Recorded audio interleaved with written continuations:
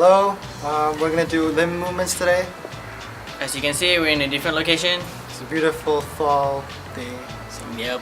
Okay, so first on our list is flexion. Flexion means the decrease of the angle of the joint. So an example of that would be bending the knee. And then it's extension, which is the opposite of flexion actually. It's the increasing of the angle of the joint.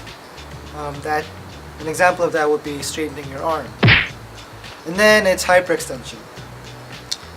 Hyperextension is when you increase the angle of the joint beyond 180 degrees. An example would be like when you bend back your neck to look at the ceiling. That's hyperextension.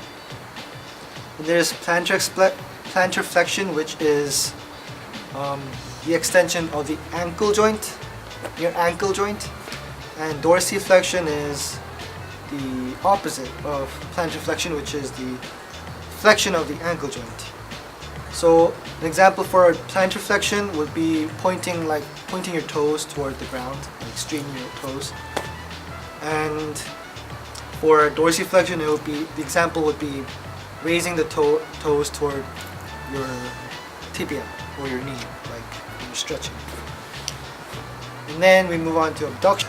Abduction is when you're moving away from the median plane of the body, which is an example of that would be lifting your arm away from the side of the body because you're moving away from the median plane. So, and then there's rotation, which is moving your bone around its axis. An example would be when you're turning your head. And then there's elevation. Elevation is when you're moving your bone vertically upwards, like when you close your mouth. And then it's depression. Depression is when you're moving your bone downwards, vertically. So when you're opening your mouth, right?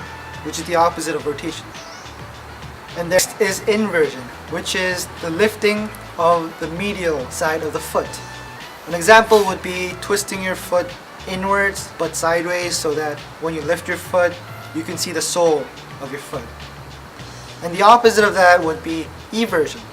Eversion means lifting the lateral side of the foot.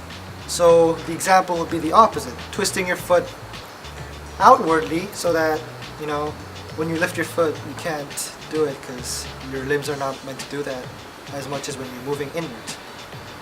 Anyways, next is protraction. Protraction is moving the joint horizontally forwards, like when you're moving your jaw forward. And the opposite of that would be retraction. Retraction is moving a joint horizontally backwards. So the example would be, moving your jaw backwards. Is supination. Supination refers to the rotating movement of the ankle or the foot or the hand. An example would be when you're stretching. You slide your foot outwards, but then when you're doing that, you're actually involving both inversion and abduction. And the opposite of that would be pronation. Pronation also refers to the rotation of the hand, foot, the ankle. But the example would be when you're stretching, instead of stretching your foot out flat-footed, you're actually bending your ankle inwards so that it's a combination of eversion and at the same time abduction.